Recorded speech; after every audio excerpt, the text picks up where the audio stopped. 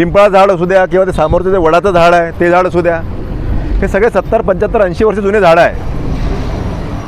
आपण आपल्या घरच्या किंवा आपल्या प्रिमायसेसमधल्या एखाद्या झाडाची जरी फांदी तोडली तर लगेच तिथलं प्रशासन आपल्यावर कारवाई करतं. मग आता एवढे जुने झाडं हे लोक पर्यावरण झाडं तोडून पर्यावरणाची हानी करत आहे. आता यांच्यावर कुठली कारवाई झाली पाहिजे.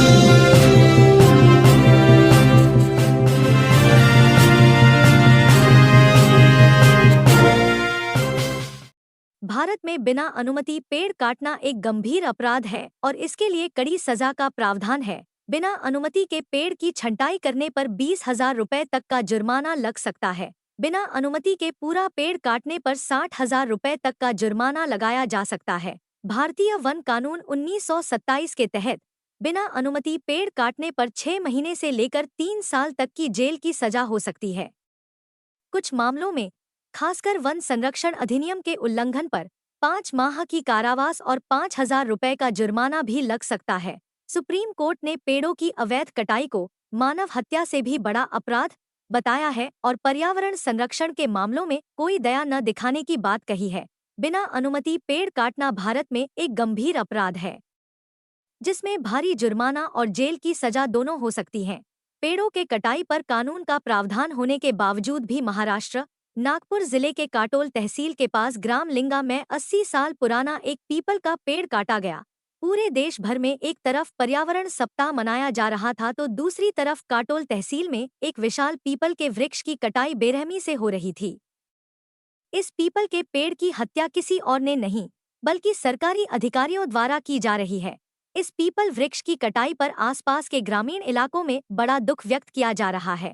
सामाजिक कार्यकर्ता तथा गांव वासियों ने मांग किया कि इस अवैध कटाई को जवाबदेही व्यक्ति पर कड़ी से कड़ी कार्रवाई की जाए.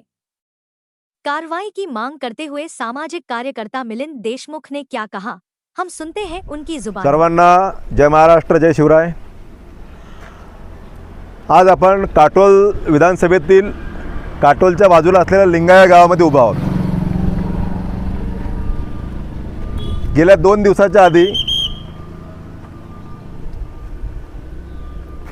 जागतिक पर्यावरण दिन साजरा झाला. पर्यावरण दिनाच्या मोठ्या सगळ्या पेपरमध्ये ॲड होत्या, टीव्हीवर ॲड होत्या, इलेक्ट्रॉनिक मीडियामध्ये, प्रिंट मीडियामध्ये सगळीकडे मोठ्या पर्यावरण दिनाच्या जाहिराती देण्यात आला. पण पर्यावरण दिनाच्याच आधी हे एवढे 70, 80 वर्ष जुने जे वृक्ष आहेत, हे वृक्ष जे आहे, आपण ज्या वृक्षावर उभा आहे हे पिंपळाचं वृक्ष आहे. पिंपळाचा वृक्षाची एक खासियत अशी आहे की पिंपळाचं वृक्ष जास्तीत जास्त पाणी जमिनीमध्ये धरून ठेवतं आणि ते पाणी आपल्याला वापरायला मिळते. पिंपळा झाड असू द्या किंवा ते समोरचं जे वडाचं झाड आहे ते झाड असू द्या, हे सगळे 70, 75, 80 वर्ष जुने झाडं आहे. आपण आपल्या घरच्या किंवा आपल्या प्रिमायसेसमधल्या एखाद्या झाडाची जरी फांदी तोडली तर लगेच तिथलं प्रशासन आपल्यावर कारवाई करतं. मग ते नगर परिषद असू द्या, नगरपंचायत असू द्या की कॉर्पोरेशन असू द्या, कुठला आपण एक साधी फांदी जर आपल्यावर कारवाई करते. मग आता एवढे जुने झाडं हे लोक पर्यावरण झाडं तोडून पर्यावरणाची हानी करत आहे. आता यांच्यावर कुठली कारवाई झाली पाहिजे. आता यांचं स्वप्न आहे की मोठे रोड करायचं. मोठे रोड होत असतील तर चांगली गोष्ट आहे. रोड मोठे झाले पाहिजे, त्याच्यामुळे वाहतूक चांगली होईल, त्याच्यामुळे आपल्याला दळणवळण किती मोठा झाला, याच्या रस्त्याला चौबाजूला झाडं राहणार नाही. तर ह्या रोडचं महत्त्व काय. जर उद्या एखाद्याची गाडी पंक्चर झाली किंवा एखादी मोटरसायकल पंक्चर झाली किंवा 4 व्हीलर पंक्चर झाली तर आपल्याला आडोसा कुठे मिळणार आहे. आपल्याला उभं राहायलाही एक पूर्ण रस्त्यावर एक झाड नाही आहे. म्हणजे हा पूर्ण जो रोड बनला, ह्या पूर्ण रोडच्या झाडाची यांनी पूर्ण कत्तल करून टाकली. 50 वर्ष 100 वर्ष जे जुने झाडं आहे ते सगळ्या लोकांनी तोडून टाकले. तुम्हाला झाडं तोडायचं आमची काही मनाई नाही, तुम्ही तोडा. तुम्ही सरकारमध्ये तुम्ही काही करू शकता, तुम्ही झाडं काय कोणाच्या हातपाय तोडू शकता. पण झाडं तोडायच्या आधी हे जे झाडं आहे, आता मोठ्या मशिनरीज आहे, मोठे तंत्रज्ञान आहे. जसे आपले पंतप्रधान साहेब सांगतात, गडकरी साहेब सांगतात की आमच्याकडे असे तज्ज्ञ लोक आहेत, असे आमच्याकडे टेक्नॉलॉजी आहे. तर मग हे झाड जे आहे ह्या झाडाला तुम्ही इथून काढा आणि जिथे तुमच्या रोडची बॉर्डर संपते तिथे ह्या झाडाला प्लांट करा. ह्या झाडाला प्लांट करायला नवीन जीवनदान द्या. तुम्ही जीवनदान द्यायचं तुमचं काम, तुम्ही सरकार तुमचं काम जीवनदान द्यायचं आहे. तर तुम्ही त्याला मृत्यूदंड देऊन राहिले, झाडाला मृत्यूदंड तुम्ही देऊन राहिले.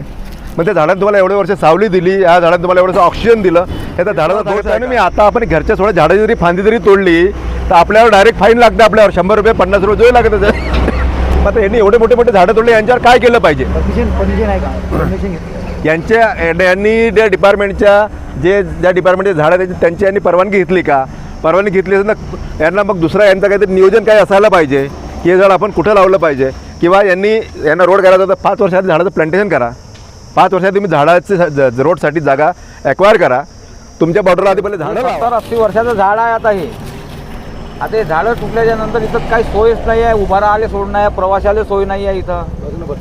आणि बाजूला बसस्टॉप आहे, बसस्टॉपची दुर्दशा अशीच आहे. आता आम्ही शिक्षण केलं एवढ्यापासून एवढं झालं पण हे काही सोय नाही इथं.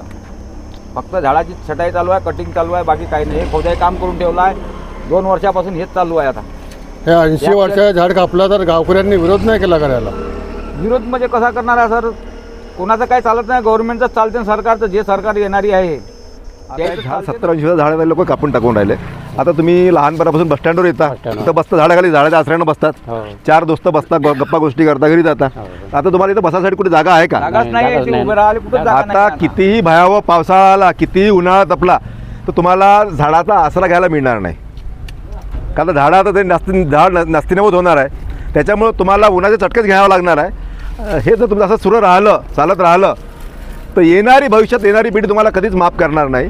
तुम्ही नुसतं पैसे कमवायचा जर तुमचा एकमेव उद्देश असेल की झाडं कापा, रोड बनवा, सिमेंट रस्ते करा, जे करा, डेव्हलपमेंट करा, पण डेव्हलपमेंट करायच्या आधी त्याचे काहीतरी एक व्यवस्थापन करा, त्याचं व्यवस्थापन करा. जर तुम्ही 5 वर्षाआधी झाडं लावले असते आज बऱ्यापैकी 5-10 फूट झाडं वाढत गेले असते.